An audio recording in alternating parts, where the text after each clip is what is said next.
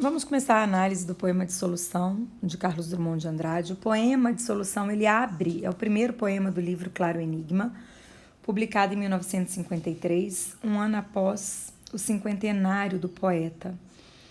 Lembrando que ter 50 anos na década de 50 do século passado é muito diferente de ter 50 anos nos dias atuais.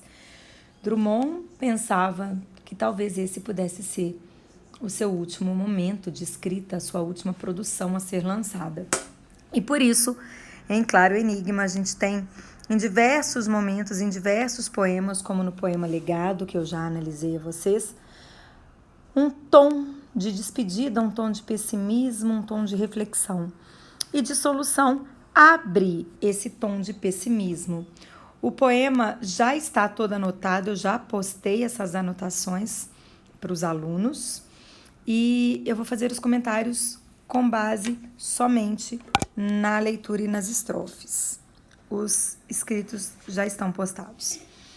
O poema começa com: escurece e não me seduz tatear sequer uma lâmpada, pois que aprouve ao dia findar, aceito a noite. E com ela aceito que brote uma ordem outra de seres e coisas não figuradas.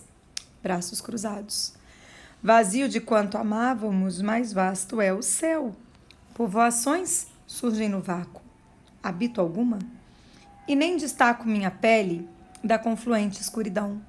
Um fim unânime concentra-se e pousa no ar, hesitando. E aquele agressivo espírito que o dia acarreia consigo já não oprime. Assim a paz, destroçada.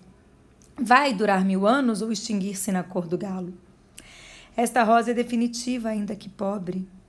Imaginação falsa demente, já te desprezo.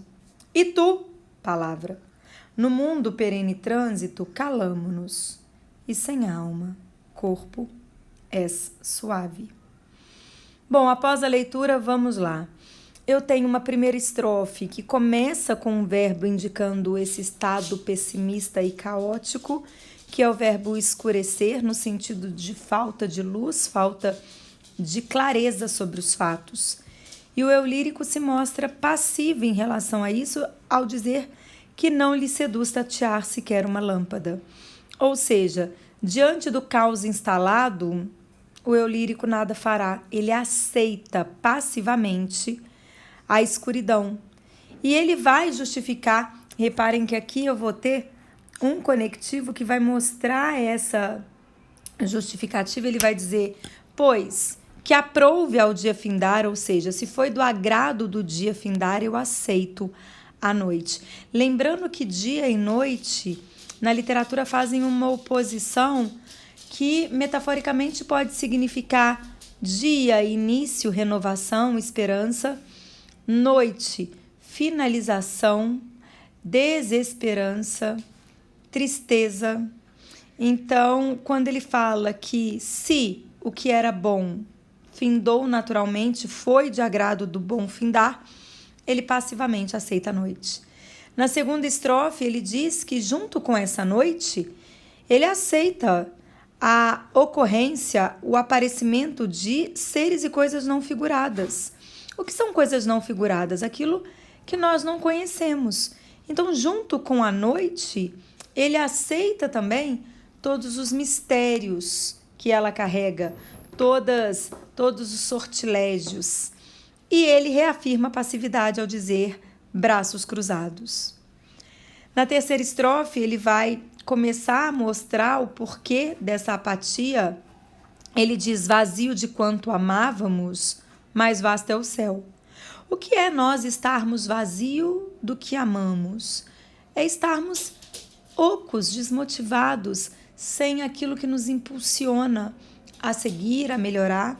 E aí ele fala uma frase muito importante, ele vai dizer que mais vasto é o céu. Nós já vimos construções assim: mais vasto é o meu coração, no poema de Sete Faces. Nós já vimos ele dizer que o mundo é maior, é mais vasto no mundo grande. E agora há uma transcendência: mais vasto é o céu. Na fase Ghost, quando eu tinha um eu lírico carregado de si, falando sobre as suas angústias, o seu desencaixe, mais vasto era o eu lírico. Quando mais importantes são as questões sociais, mais vasto é o mundo. Agora ele está vazio do que o motivava, do que o impulsionava. Então há uma transcendência da vastidão, mostrando que mais vasto é o céu. E aqui eu tenho uma herança, gosto, porque ele vai dizer: povoações surgem do vácuo. Habito alguma? Ou seja, tudo que vai surgindo não causa identificação com o eu lírico.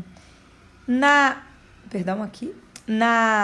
quarta estrofe, ele vai dizer que esse caos instalado também é visto dentro dele próprio, no seu interior, quando ele diz que ele nem destaca a pele dele da confluente escuridão. Ele está dizendo: eu não me destaco no meio dessa escuridão, ou seja, eu também estou dentro desse estado caótico. E aí ele fala que um fim unânime concentra-se e pousa no ar, hesitando. O que é o fim unânime? Qual é o fim unânime a todos? A morte. Não se esqueçam do que eu disse, o cinquentenário pode ter mexido com a cabeça do nosso Drummond. Pode não, fato é que mexeu. Isso fica muito claro no poema Legado, nesse livro. Quando ele diz: é aquele agressivo espírito que o dia, lembrando que dia é o contrário dessa escuridão dessa noite, carrega consigo, já não oprime. O que significa aquele espírito agressivo que o dia carrega? Carrega consigo. A ideia de que o amanhã, de que o amanhecer, o dia seguinte trará boas novas. O espírito agressivo, a ideia de que nada como um dia após o outro, a máxima de que o amanhecer trará boas novas, já não está oprimindo. Oprimindo o quê? Já não oprime a escuridão. Deixa eu colocar aqui para vocês. Essa opressão é em relação à escuridão. A escuridão não é oprimida. Ou seja, o dia não consegue lutar contra a escuridão. Na sexta e penúltima estrofe, ele se pergunta: vai durar 1000 anos ou extinguir-se na cor do galo? O que é extinguir-se na cor do galo? É o amanhecer, né? É o amanhã. Isso tudo, esse estado de apatia, vai durar 1000 anos ou vai se extinguir? Ele aqui faz uma referência ao livro A Rosa do Povo, falando sobre a necessidade de a esperança sempre surgir. Então ele vai dizer: esta rosa é definitiva, ainda que pobre. O que significa isso? Esta rosa é definitiva, ainda que pobre. A rosa aqui está no sentido de esperança. Então sempre há esperança, mas agora ela é pobre, bem pequena. E por isso ele termina dizendo que não imaginará, que ele despreza a imaginação, porque ela nos engana. Imaginação falsa demente, já te desprezo. E tu, palavra, a ideia de que a poesia dele também não vai tentar entender, responder a essas questões. No mundo de constante movimento, um mundo de trânsito perene, ele se decide calar. E aí ele fala algo muito importante. Ele diz que sem alma, corpo é suave. Então reparem que aqui corpo é o interlocutor, está entre vírgulas, na presença, na posição de um vocativo. Ele usa aqui uma conjugação em segunda pessoa do singular, então ele fala com o corpo. Sem alma, corpo, tu és suave. Ou seja, o que significa isso? Que passar pelo caos sem senti-lo é mais fácil. Fernando Pessoa dizia, né, que quem tem alma não tem calma. A ideia aqui de sem alma significa sem sentimento, sem imaginações, frio. Diante desse caos, o eu lírico se apresenta frio e passivo. Assim, ele acredita que o suportará. Vai durar 1000 anos? Não sabemos. Pode ser que no amanhã ele termine. Essa é a análise do Dissolução.